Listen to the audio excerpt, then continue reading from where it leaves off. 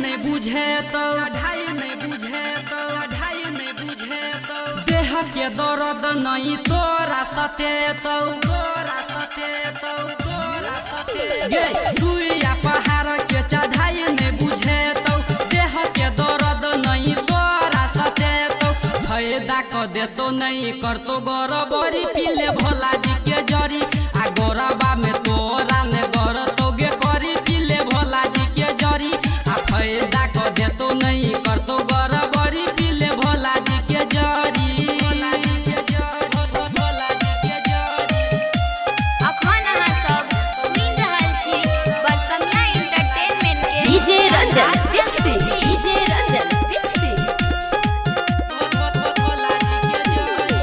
चले छे रहिया त लपको कवारवा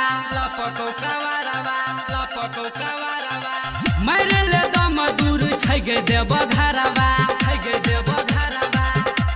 या हो चले छे रहिया त लपको कवारवा मारे ले दम दूर छै गे देव घरवा देहिया के पाबरिया इ नरजी भी बरी पीले भोला जी के जरी आ गोरबा में तोरा ने गर तो गे करी पीले भोला जी के जरी आ फायदा क देतो नहीं करतो गरबरी पीले भोला जी के जरी।